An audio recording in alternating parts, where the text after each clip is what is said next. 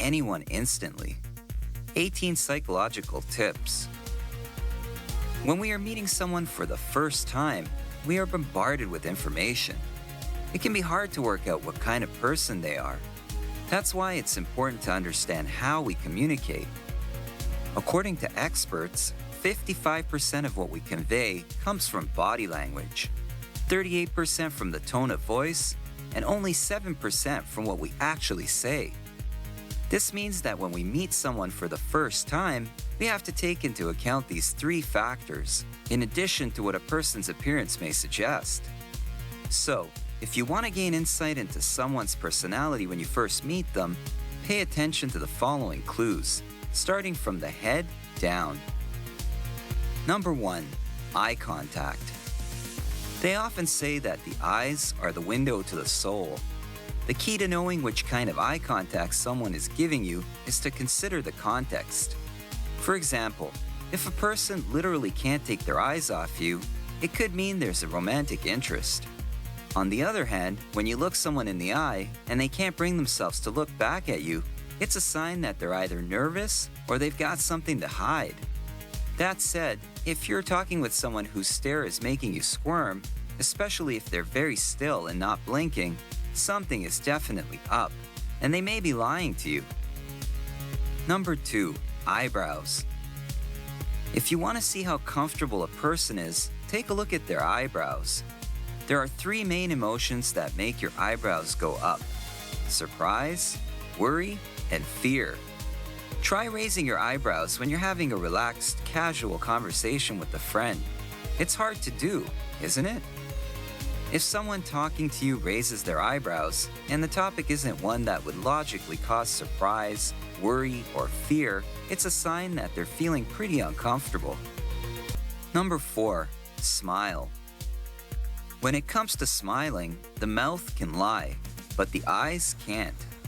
Genuine smiles reach the eyes, crinkling the skin to create crow's feet around them. People often smile to hide what they're really thinking and feeling. So the next time you want to know if someone's smile is genuine, look for crinkles at the corners of their eyes. If they aren't there, that smile is hiding something. Number 5. What they say. If you're meeting someone for the first time and all they do is talk about their wonderful better half or praise their work colleagues, chances are they're a pretty decent person themselves. Studies show that the more people rate others as being kind, polite, loving, and well-mannered, the more likely they are to also possess these traits. However, the reverse is also true. Anyone backstabbing and describing others as manipulative and nasty is more likely to have these traits themselves.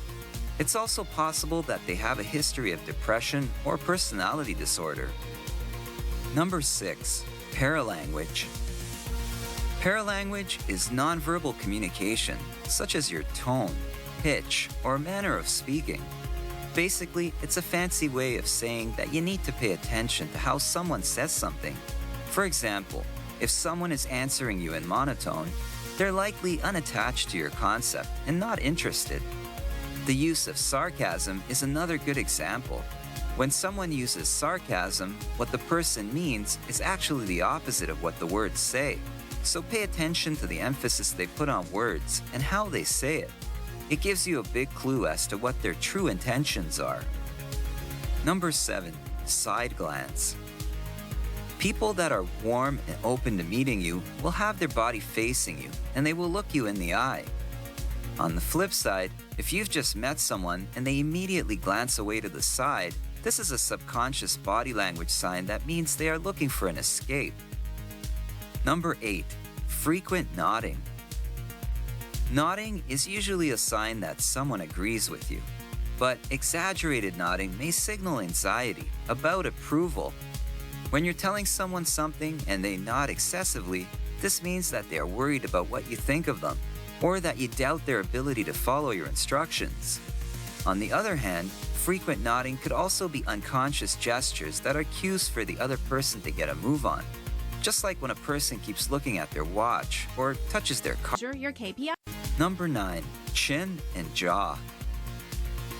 When someone is trying to make a decision, they tend to rub their chin. They might be looking up, down, or to the side. It's a sure sign that they are deep in thought. A clenched jaw is a sign of stress. Regardless of what the person is saying, this indicates a considerable level of discomfort.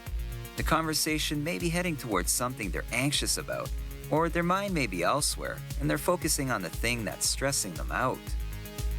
Number 10. Posture. How someone carries themselves can give you some indication about their self-confidence. For example, if someone is walking upright with their shoulders back and looking straight ahead, that gives the indication that they feel good about themselves and have confidence. However, if someone is slouching over and looking at the ground when they walk, that gives a much different impression.